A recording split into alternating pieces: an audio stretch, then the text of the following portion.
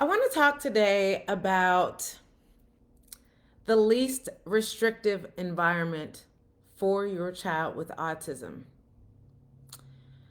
So I don't know if they even still use this term because even in the groups, they don't really say it. But this was a term that we used a lot whenever my son was little. Least restrictive environment was like a big deal whenever we were coming up. But even if they don't use this term, I think we should. So let's talk about it, all right? The least restrictive environment is a fundamental principle under the Individuals with Disability Education Act, or IDEA, ensuring that students with disabilities, including autism, receive their education alongside their peers without disabilities to the greatest extent appropriate. Okay? It promotes inclusion, but the level of support is tailored to meet the individual needs of the student. It's the reason why children even have IEPs, individualized education plans, because of the least restrictive environment. Okay? So, the goal of the least restrictive environment is to provide a supportive, inclusive environment where the student with autism can achieve academic and social success, build independence and functional skills, and be included in a meaningful and positive way in the school community. Okay. So, if you heard me talk about this before, I tell a story about how initially, whenever my son was first diagnosed, and I took this diagnosis to the school district, they tried to tell me that, oh, he can be mainstreamed. He can go to school with the regular kids. And I knew that wasn't true. I knew it wasn't true. Let me tell you one of the reasons why I knew it wasn't true. When I first tried to enroll him in kindergarten, they give kids a test for kindergarten, a test, an actual test. I take him to the kindergarten test, and they give him a booklet and a number 2 pencil. It looked like he was about to take the SATs. And I thought to myself, that's not gonna work, right? So they were like, okay, it's gonna be a couple hours, just like the SATs. I'm like, is he 18 or is he 5? Right? They were like, go ahead and, it's the morning, so you can go ahead and get a coffee, get a breakfast sandwich. He'll be fine. And I was like, he is not gonna be fine. I'm gonna wait right over here. It wasn't 10 minutes. They were like, excuse me, ma'am, could you come in for a second? And I was like, yeah, sure. What's the problem? They were like, he seems to be struggling a little bit. And I look over at the booklet, right? And it was like, identify the amphibian, right? And it was like a duck, an alligator, and like a mouse. I was like, we're done. Right? And then whenever I went to the school district, they were like, yeah, we can put him in a regular classroom. He'll be fine. And I was like, that's not the least restrictive environment for him. They didn't say anything about providing an exclusive environment where he could achieve academic and social success and where he could have any kind of support or anything. They didn't have any support services, which is why they had to pay for him to go to a private school, a private special needs school. And they were trying to avoid having to pay for it, so they tried to mainstream him. They didn't care about him being in a least restrictive environment. So as parents, the reason why I want to talk about this is because this term is not being used. And so I'm not sure that parents even understand the importance of least restrictive environment. Because whenever I'm in these groups, parents are telling these stories about how their children are in these mainstream classrooms and the teachers are not accommodating the student, their autistic students and their behaviors. and they're sending them out of the classroom. They're sending home notes. They're not able to give their autistic students the assistance that they need in these regular classrooms and schools. And so the parents are in these parent groups and they're like, what do I do? The teacher keeps sending home notes complaining about my child's behavior, but my child has autism. My child needs special assistance, and the student, and so the parents are responding with comments like, well, I mean, unfortunately the teachers have 20 kids in their class and they can't stop for one kid and this, that, and the other. But all that means is that your child is not in the least restrictive environment, and parents are not taught this term. So that's why I wanted to talk about it today. Okay? So let's talk about the core principles of least restrictive environment for students with autism. Inclusion in general education.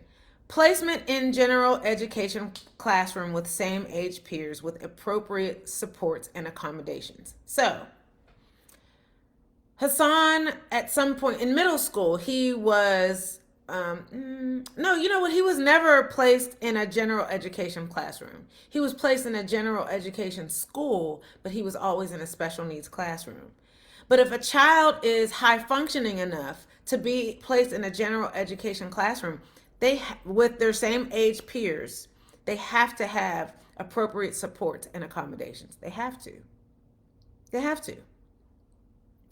They'll have access to the same curriculum and extracurricular activities as other students, and they have the opportunity to participate in social, academic, and extracurricular activities with typical peers. But they have to have appropriate supports and accommodation. So what does that mean?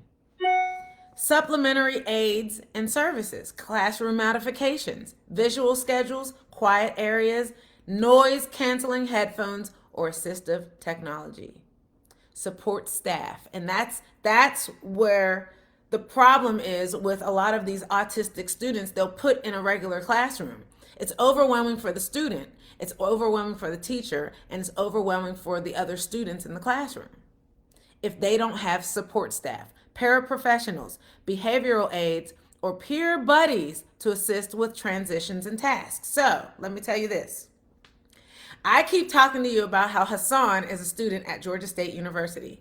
He is in a program for students with special needs. However, he goes to regular Georgia State University classes. I know, it touches my heart. He goes to regular classes.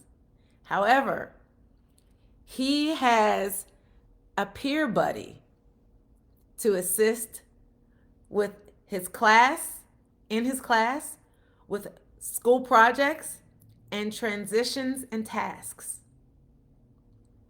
He has a peer buddy who goes to class with him and sits with him in class. The professor knows that he is a student with special needs, and he makes accommodations for Hassan. And he knows who Hassan's peer buddy is. Okay? And that's in college. So this should also happen in like regular grade school, like in high school and middle school. Curriculum adaptation. So Hassan doesn't have the same level of homework that the other kids have. Okay? Modified assignments, extended time, and alternative formats of material. So Hassan does have homework, but it's modified, and he gets help from his peer buddy and from behavioral aides. Okay? Push-in support services.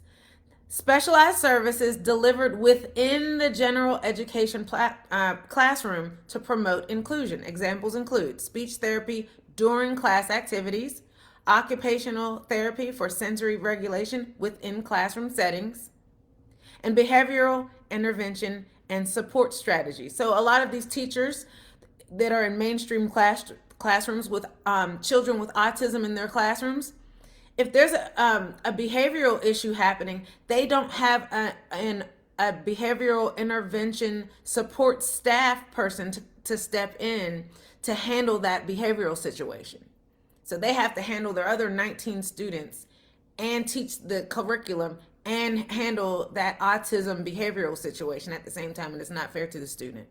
It's not fair to the teacher. It's not fair to the rest of the class. Does that make sense? And co-teaching or collaborative teaching. A special education teacher and general education teacher work together to deliver instruction. It allows differentiated instruction and targeted support without removing the student from their peers. Hassan likes being with the other kids. He likes being with them. So don't take him away. If you work together to manage that situation, then the kid can get what they need academically and they can feel important enough and supported enough to be with the other kids in the classroom, right? Pull out services when necessary. Targeted instruction or therapies provided in a resource room or specialized setting for specific skill building. So there are going to be some things that the child with autism needs that can't be worked on in the classroom with the rest of the peers. So they'll pull them out of the classroom and work with them one-on-one before returning them back to the classroom, right? And this is only used when the student's needs cannot be effectively addressed in the general education classroom. Partial inclusion hybrid model. Combination of general education and special education settings, depending on subject area, sensory needs, or social challenges. Example, participating in general education for core subjects and receiving specialized instruction in a resource room for social skills or behavioral management, right? So again, Hassan at Georgia State, he takes regular classes. He's a photography major and an art student. So he takes art classes and photography classes at Georgia State. But he has specialized instruction for students with special needs it's a completely different curriculum separate from the mainstreamed students, okay?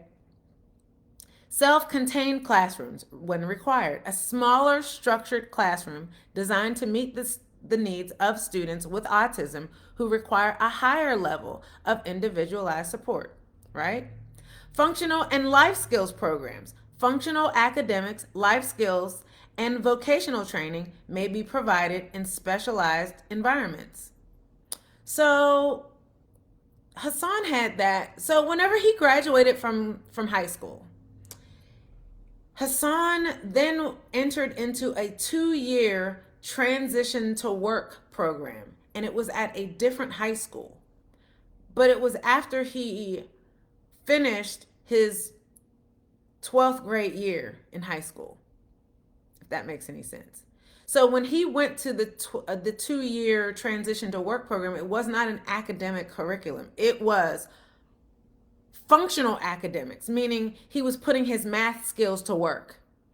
So and life skills and vocational training. So that's exactly what it was. So he took his math skills and they let him volunteer in the coffee shop. And so he worked as the coffee and muffin delivery guy for the campus. What would happen is the people who worked on the campus, they would place orders, online orders at the coffee shop. And Hassan's job was to deliver those orders throughout the campus. But when he delivered the orders, not only did he have to keep track of which order went to what place on the campus, but when they would give him cash, he had to, keep track of the cash and give change, right? But also life skills. He had to, learn life skills. He had like home ec classes and vocational training as well. Social skills and peer interaction opportunities. Programs promoting peer interaction and social integration to build social skills in real life situations. So they did some role play, right, with their peers. Peer buddy programs, lunchtime clubs, extracurricular activities foster meaningful relationships. So whenever he was in middle school, he went to a regular middle school but he had special ed classes. So what would happen was when it was lunchtime, they kept their lunchtime separate from the mainstream kids, right? So the mainstream kids would have their lunchtime in the cafeteria, and when the mainstream kids were done, then the special needs kids would go to the cafeteria. I liked it like that. Kids can be mean. Middle school kids are horrible. They don't understand the quirkiness and the behaviors of special needs kids. But by the time Hassan got to high school and the transition to work program, these are teenagers. And it helped the teenagers in the regular school. They kind of taught them about people with special needs, but it also allowed them to interact with special needs. It helped the kids with special needs interact with the mainstream kids. So their lunchtimes were together. So they didn't separate them at lunchtime. They let them intermingle and sit together. So the kids in the general education classes were encouraged to go and sit with the special needs kids to get to know them. So and the kids with special needs like that because it helped them feel included, right? So that was that peer buddy program type situation. Individualized transition plans, which is what I talked about. For older students, a transition plan focuses on post-secondary goals, employment skills, and independent living within the least restrictive environment, which is what I talked about some. And Hassan did a 6-week program at a place. It was a program here. It had nothing to do with the school curriculum, and that was helpful as well. So determining the appropriate least restrictive environment placement. Individualized education program, the IEP team decision. The IEP team, including parents, teachers, and specialists, collaborate to determine the most appropriate least restrictive environment for the student. Annual review and reevaluation. The student's progress and placement should be reviewed regularly to ensure continued appropriateness. And parent input and advocacy. Parents play a critical role in advocating for appropriate services and placement. Okay? So I want parents to know this. I want them to keep this in mind. I feel like there's so much that parents don't know. I feel like there's a lot that parents should know, and I think that parents rely on other parents to understand how this should go. And there's not enough discussion about, especially from parents who have already been through this. Because in these groups, what's happening is parents are talking to each other, but if other parents don't know, then parents can't inform each other. But like I said, nobody's talking about least restrictive environment. And I'm like, why not? And I feel like you guys don't know about it. So I figured this will be a good topic today.